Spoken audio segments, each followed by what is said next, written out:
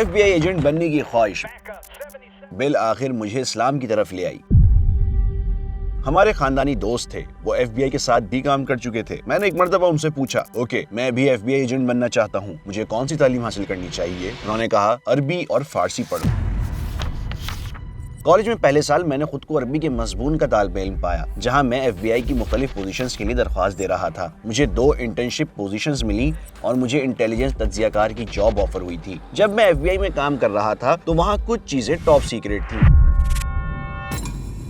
چند سال بعد میں نے خود کو ایک نئے مرحلے میں پایا۔ پہلے FBI کے لیے کام کر رہا تھا اور اب گرینڈ جیوری کے سامنے کھڑا جوابات دے رہا تھا۔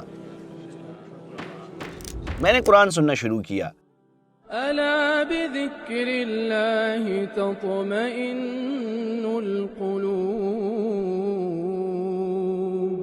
یہ کسی انسان کی تخلیق نہیں تھی۔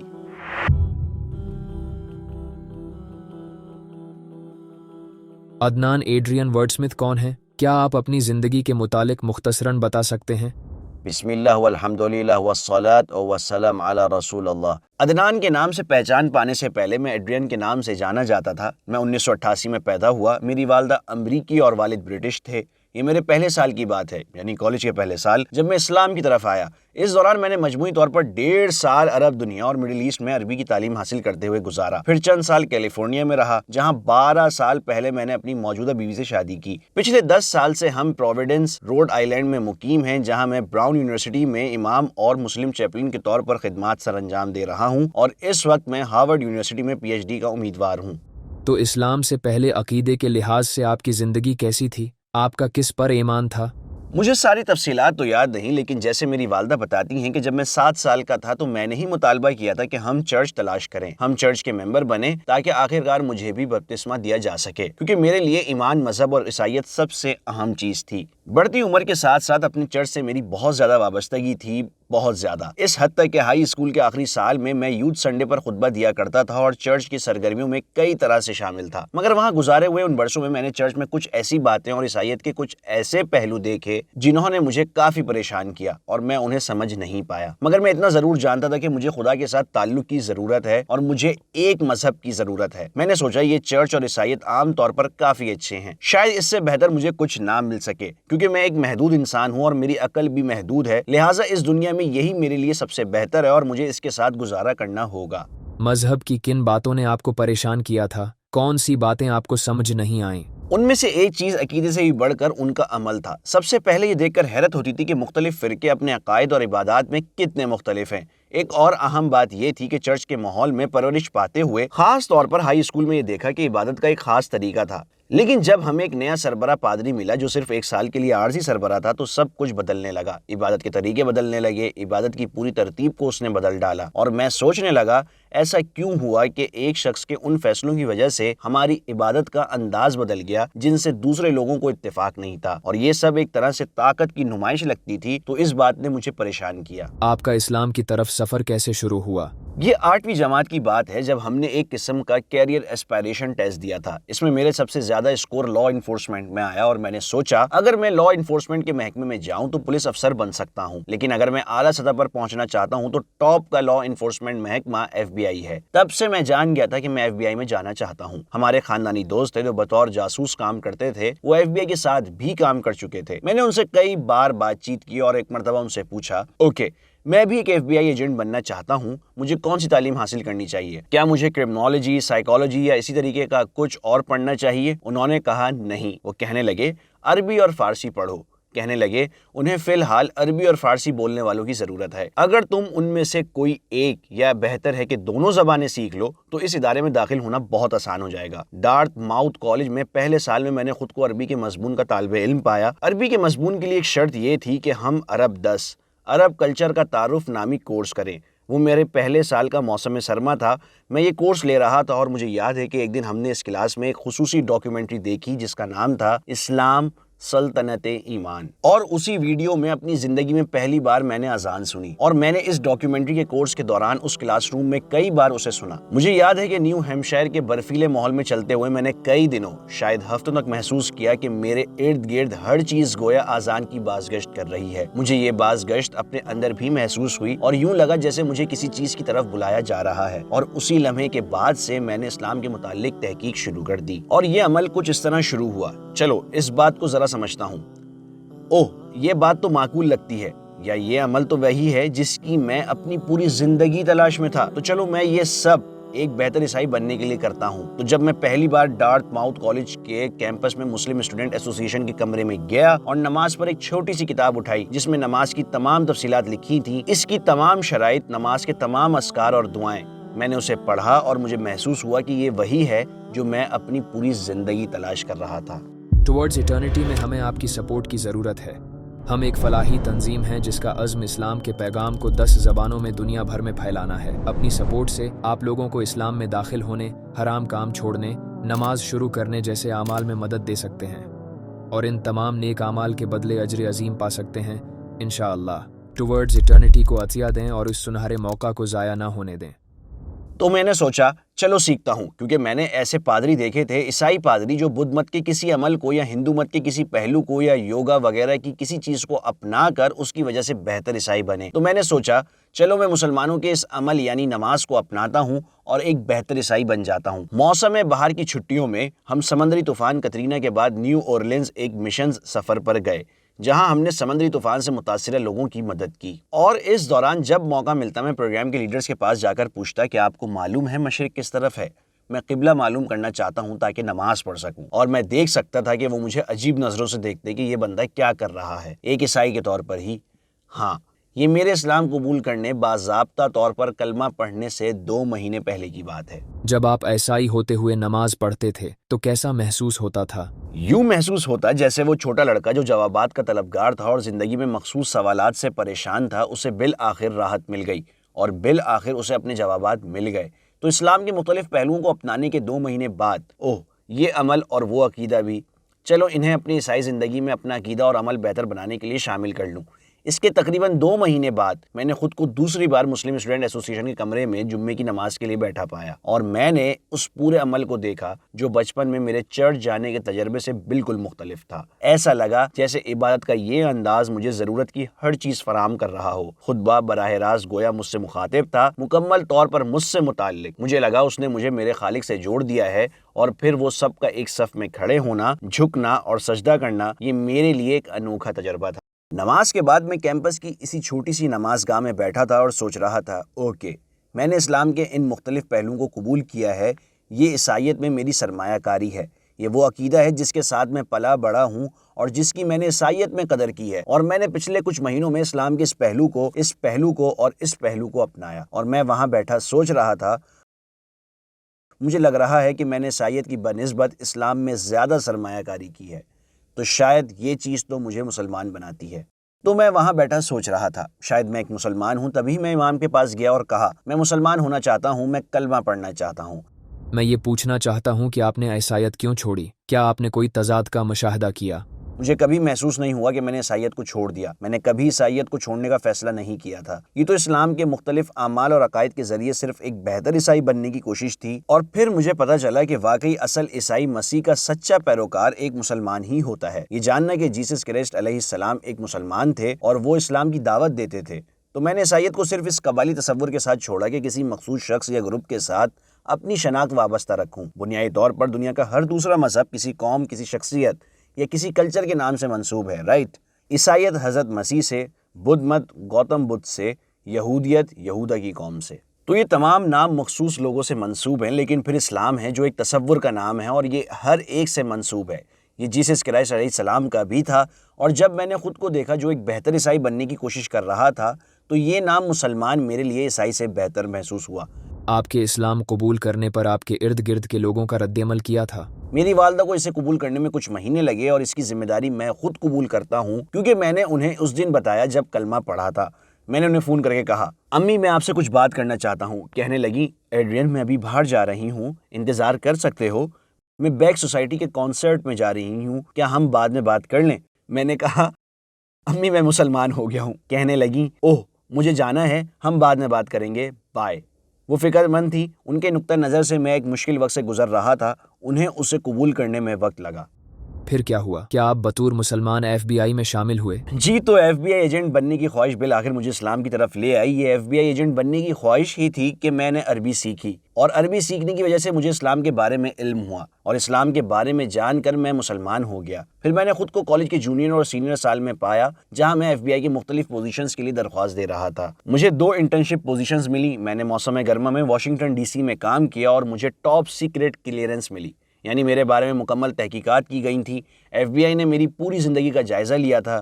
ہر وہ جگہ جہاں میں نے وقت گزارا، انہوں نے ان تمام قسم کے لوگوں سے بات کی جن سے میں نے زندگی میں کبھی نہ کبھی وابستہ رہا تھا، اور مجھے پولیگراف اور جھوٹ پکڑنے والے ٹیسٹ سے گزرنا پڑا۔ انہوں نے میری پوری زندگی کے متعلق سوالات کیے اور تحقیقات کے کئی سلسلوں سے گزارا، اور تقریباً 6 سے 8 ماہ کے عرصے کے بعد مجھے حکومت کی طرف سے تصدیق ملی کہ اگر کبھی ضرورت پڑی تو میں خفیہ حکومتی معلومات دیکھ سکتا ہوں۔ جب میں FBI میں کام کر رہا تھا تو وہاں کچھ چیزیں کلاسیفائڈ اور سیکرٹ تھیں، اور میرے وہاں ہونے کے دوران ایک جملہ ایسا بھی تھا جو ٹاپ سیکرٹ تھا۔ تب آپ کو FBI میں قبول کر لیا گیا تھا؟ مجھے ٹاپ سیکرٹ کلیئرنس مل گئی تھی، میں نے ان کے ساتھ 2 انٹرنشپس کی تھیں، اور مجھے انٹیلیجنس تجزیہ کار کی جاب آفر ہوئی تھی۔ میں اس ادارے میں اپنی ترقی کی سمت دیکھ سکتا تھا۔ لسانیت کے ماہرین سے میرے رابطے تھے، میں خود لسانیت کا ماہر بننے والا تھا، اور جب میں 26 سال کی عمر کو پہنچ جاتا تو اسپیشل ایجنٹ کی پوزیشن کے لیے درخواست دینے کا اہل ہو جاتا، اور پھر وہاں سے میرا کریئر آگے بڑھتا۔ تو اب آپ FBI میں ایک مسلمان تھے، یہ تجربہ کیسا تھا اور اس کے بعد کیا ہوا؟ میں نے بہت سے مخلص اور پرعزم لوگوں سے ملاقات کی، مگر مجھ میں آہستہ آہستہ شعور جاگ رہا تھا اور اس میں وقت لگا۔ لیکن میں آہستہ آہستہ ایک مخصوص سفید فام امریکی سوچ کے حوالے سے بیدار ہو رہا تھا، جہاں آپ چیزوں کی زیادہ پرواہ نہیں کرتے اور سوچتے ہیں کہ بس ایک اچھی زندگی گزارو، ایک اچھا گھر، ایک اچھی جاب تلاش کرو اور کسی کو نقصان نہ پہنچاؤ، اور ایک اچھا انسان بن جاؤ، یہ جانے بغیر کہ آپ جو گھر منتخب کرتے ہیں اور جو نوکری اپناتے ہیں اور جو تعلیم حاصل کرتے ہیں، یہ سب US اور بیرون ملک ظلم اور محکومی میں حصہ ڈالتا ہے۔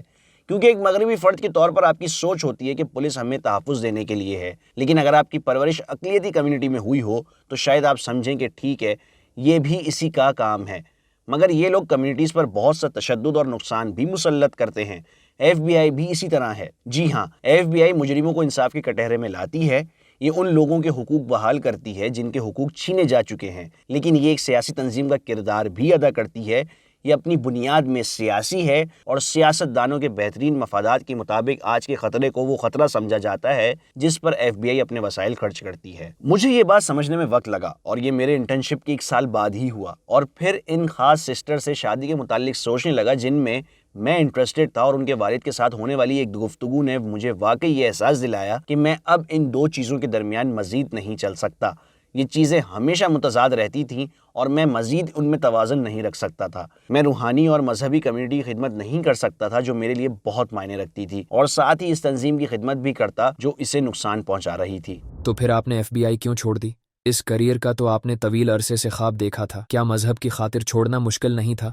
یہ دلچسپ بات ہے، بیک وقت مشکل بھی تھا اور آسان بھی۔ یہ اس لمحے مشکل نہیں لگا جب میں نے یہ فیصلہ کیا، کیونکہ مجھے یاد ہے کہ میں اپنے ہونے والے سسر کے گھر ڈرائنگ روم میں بیٹھا تھا۔ میں ایک افغان شخص، ایک حیرت انگیز محبت کرنے والے انسان کے ساتھ بیٹھا تھا۔ وہ بے حد محبت اور گرم جوش طبیعت کے مالک تھے۔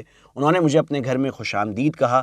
وہ پرجوش تھے کیونکہ بظاہر میں ایک معزز شخص نظر آ رہا تھا، اور میں ان کی بیٹی سے شادی کا خواہاں تھا۔ ہم اس بارے میں اور زندگی میں میرے خوابوں کے متعلق بات کر رہے تھے، اور آگے میرے کیا مقاصد ہیں اور ان کی بیٹی زندگی میں کس طرح ڈھلے گی۔ وہ بڑے باکمال، پرجوش اور حوصلہ بڑھانے والے انسان تھے، اور پھر اچانک ان کا چہرہ سنجیدہ ہو گیا اور کہنے لگے، میرا خیال ہے ہمیں FBI میں آپ جیسے مسلمانوں کی ضرورت ہے، مگر میں نہیں سمجھتا کہ ایسا مسلمان میری بیٹی کا شوہر ہو سکتا ہے۔ اور میں وہاں بیٹھا خود کو چھوٹا محسوس کر رہا تھا۔ اچانک میں اس شخص سے خوفزدہ ہو گیا، اور مجھے احساس ہوا کہ وہ ٹھیک کہہ رہے ہیں، وہ بالکل ٹھیک ہیں۔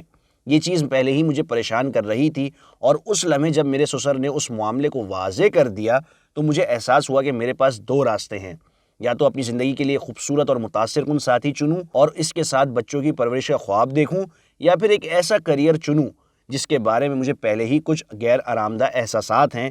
میں اس عورت کو چنوں گا اور دیکھوں گا آگے کیا ہوتا ہے۔ FBI میں کام کرنے سے مجھے فوکس ملا، مجھے ایک سمت ملی، مجھے اس سے زندگی میں ایک مشن اور مقصد کا احساس ملا، اور جب یہ مجھ سے چھن گیا تو مجھے احساس ہوا اب مجھے مسلم کمیونٹی کی خدمت کرنی چاہیے، مجھے علم میں اضافہ کرنا چاہیے جو الحمدللہ مجھے عطا ہوا۔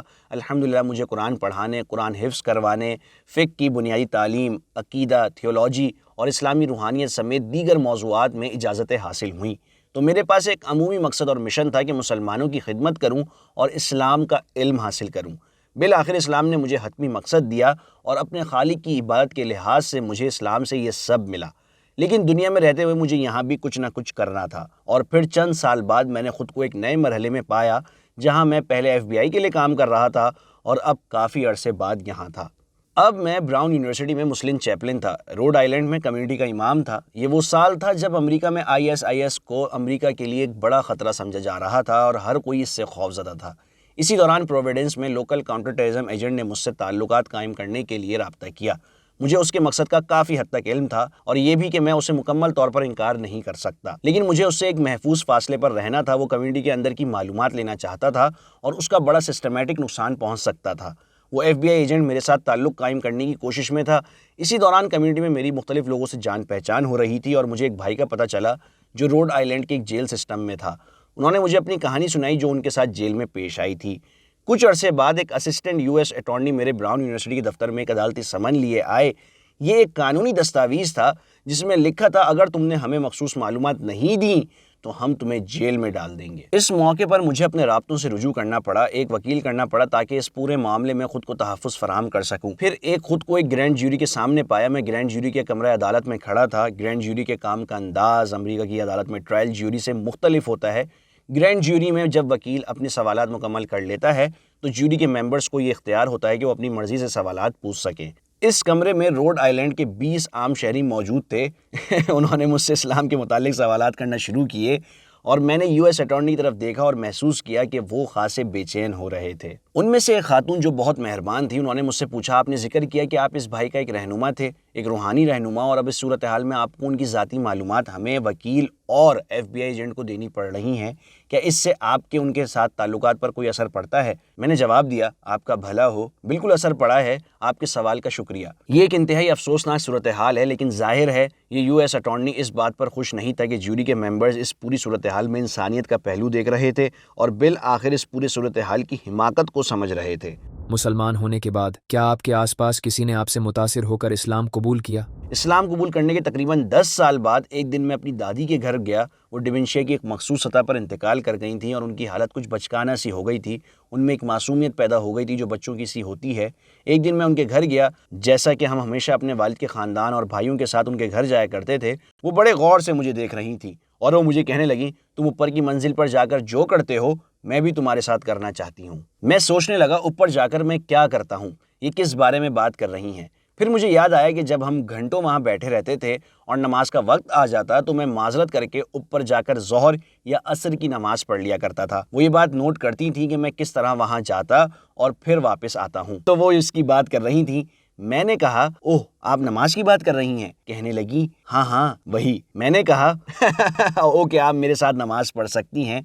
تو میں نے انہیں اپنے پیچھے نماز پڑھائی۔ پھر ایک دن میں دوبارہ ان کے پاس گیا تو کہنے لگی کیا ہم وہی کریں جو تم اوپر جا کر کرتے ہو؟ میں نے کہا اوکے۔ اور پھر میں نے کہا دیکھیں کیا میں آپ کو اسلام اور حضرت محمد صلی اللہ علیہ وسلم کے بارے میں بتاؤں؟ کہنے لگی او ہاں پلیز۔ وہ ایک نہایت شفیق اور مبارک خاتون تھیں، اللہ ان پر رحم کرے۔ میں نے ان جیسی پیاری خاتون کبھی نہیں دیکھی۔